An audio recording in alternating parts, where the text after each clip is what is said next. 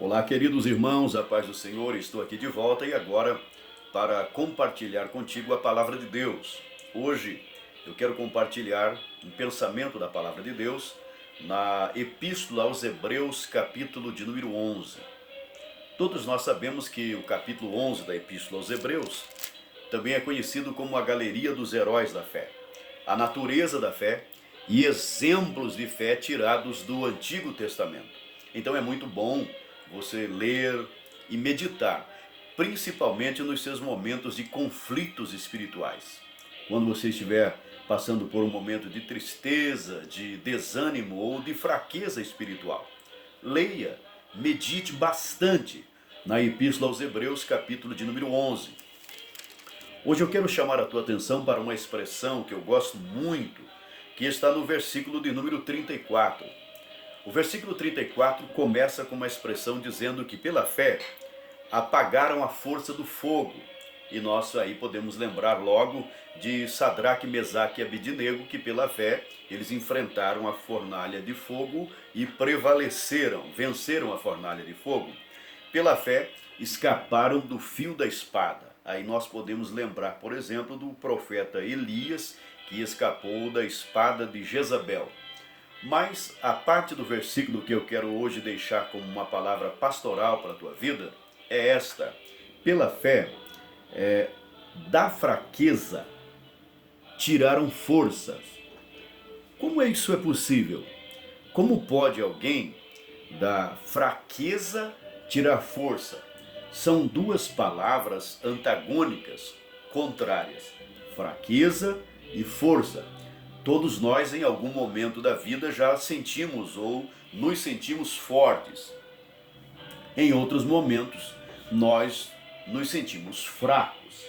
Agora, como tirar, como gerar, como produzir, como você vai arrancar força exatamente de onde ela não existe, de onde não tem mais?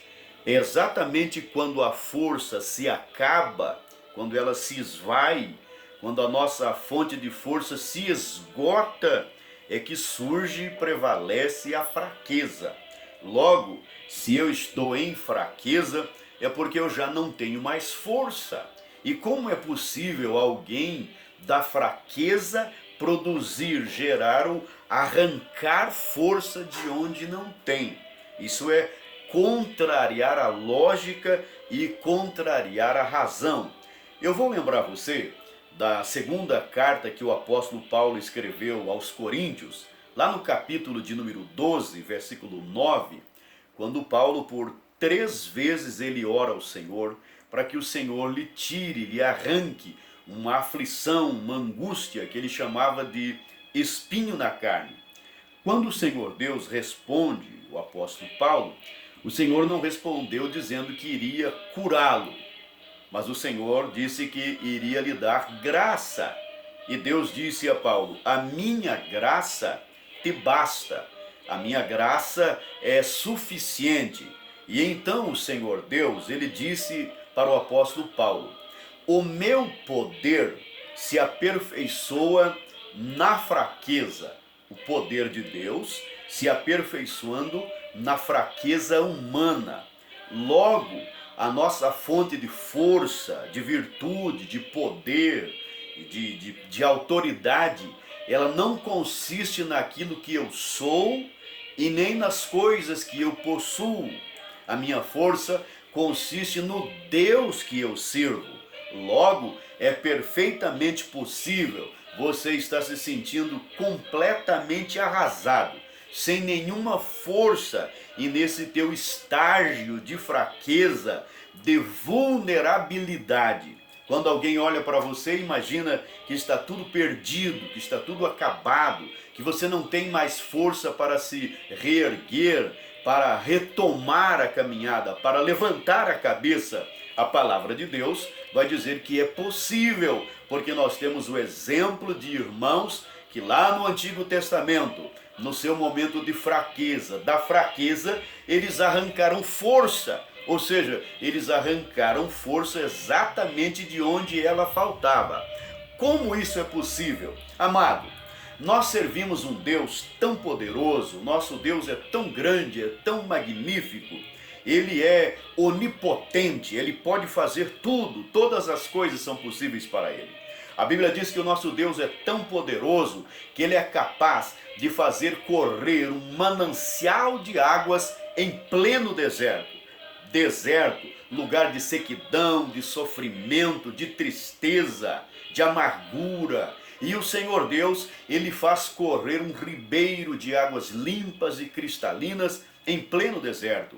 A Bíblia diz que o nosso Deus é tão poderoso que Ele pode arrancar água da rocha. Ele tira água da rocha se for necessário.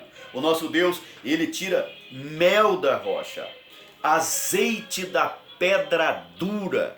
Isso é contrariar a lógica e a razão.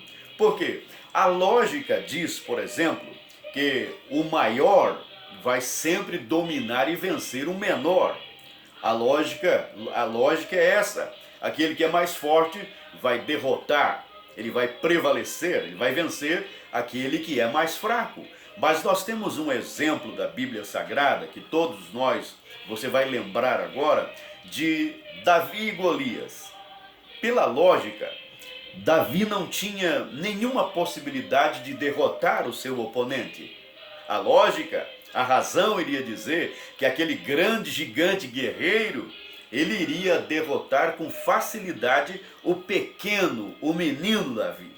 A diferença é que esse pequeno Davi, ele vai para o campo de batalha, para a linha de batalha, para enfrentar o gigante em nome do Senhor dos Exércitos. Ele chega a dizer ao filisteu: você vem a mim com todas as tuas armas, mas eu vou a ti em nome do Senhor dos Exércitos. Aleluia! É aí que consiste a nossa habilidade, é aí que consiste a nossa força para a guerra. Portanto, meu querido irmão, minha irmã, se no dia de hoje você estava se sentindo fraco, triste, desabatido, fica com esta palavra pastoral, esta palavra da parte de Deus. Os nossos irmãos que nos deram e nos deixaram o exemplo de fé que nós devemos seguir. Da fraqueza eles tiraram força. Isso é contrariar completamente a lógica. É quando o mundo diz que está tudo perdido, quando o mundo diz que não tem mais jeito, o nosso Senhor Jesus Cristo, Ele entra em ação, Ele peleja por nós e a vitória é certa, a vitória é garantida e o nome do Senhor será glorificado. Portanto, eu quero deixar esta palavra de Deus para a tua vida, para o teu coração. Ainda que a situação agora seja alarmante, assustadora, não se apavore, não se desespere. Lembre que os nossos irmãos da fraqueza tiraram força. E Deus disse ao apóstolo Paulo que o meu poder, Deus dizendo, o meu poder se aperfeiçoa na fraqueza. Logo, eu sou fraco, mas o meu Deus, Ele é forte, Ele é o Todo-Poderoso, Ele está contigo, está na tua vida, está com a tua família. E lembre-se, Deus jamais, Ele nunca perdeu o controle de nenhuma situação. Ele continua no controle de todas as coisas. Que Deus te abençoe, um forte abraço e até a próxima, em nome de Jesus.